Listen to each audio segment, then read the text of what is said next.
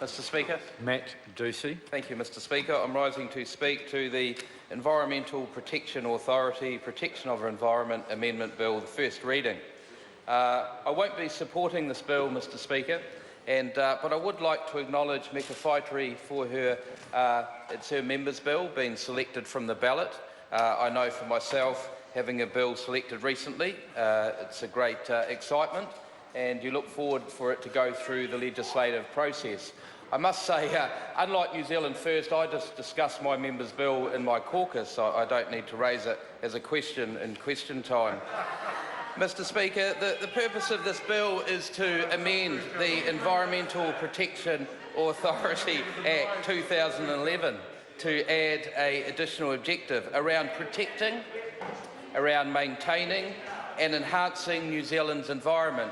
So, as I've said, Mr Speaker, I'm not supporting this bill, but I must say in support of protecting, maintaining and enhancing New Zealand's environment.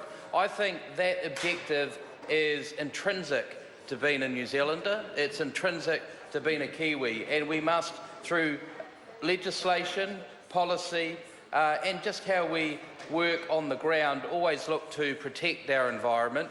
Some in the Green Party will say it's only them that protect the environment, but in fact it is intrinsic to every New Zealander. It is part of being a New Zealander looking to protect our environment.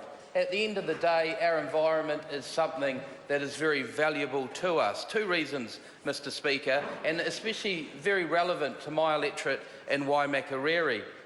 And so it was disappointing when I read this bill about protecting, maintaining and enhancing New Zealand's environment. I wanted to support it, but when I looked at the actual bill of inserting those three words into the purpose of the EPA, I didn't believe that would actually achieve the outcome. And it is important because in my electorate, if I use that as an example, Mr Speaker, the environment is important for tourism. We have great eco-tourism and adventure-based tourism based on the mighty Waimak River, where many tourists come out from the cruise ship boats in Littleton and get taken through some breathtaking wilderness as they fly down the Waimak River on the Alpine Jet. We also use the environment for tourism in Waimak, Mr Speaker, for the Great Waipara region of fantastic North Canterbury wines. But also there's a very big industry in Waimak, Mr Speaker, around primary industries and farming. And you won't find a better person than the farmer who knows that tension of protecting the environment, promoting the economy and productivity of that land. And that's something that we struggle with on a daily, weekly and yearly basis in the Waimak around issues such as water management and nitrate leaching. But I must say, where that work gets done is on the ground between the stakeholders involved, such as in the zone committees that feed into ECAN.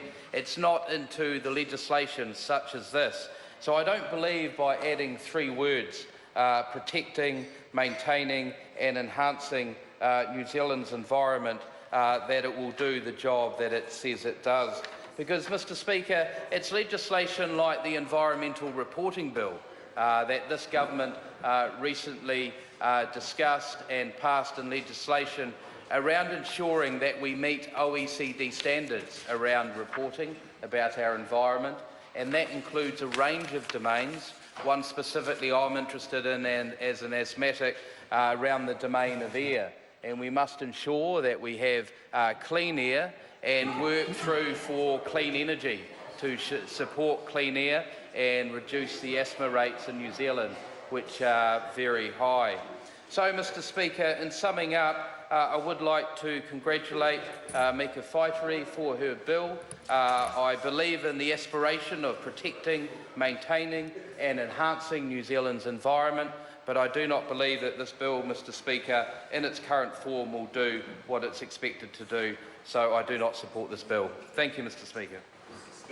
Grant Robertson. Thank you, Mr Speaker. They say that what goes around comes